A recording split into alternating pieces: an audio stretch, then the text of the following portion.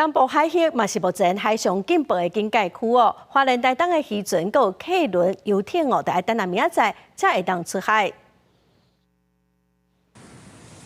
一透早台东外海风影真强，大影是一直拍起哩富冈渔港的报花。富冈渔港平常一透早就出入的渔船，早起都无法度出去掠鱼，是停伫港内等风台警报解除。客轮买票的所在嘛，拢甲门关起来。离岛的客轮航班停航，暗送爱等到31，才会恢复驶去绿岛含南势的航班。因为拍卖鱼市风台天休市，阁无观光客，港区的小食部拢关门，有开的嘛无生理。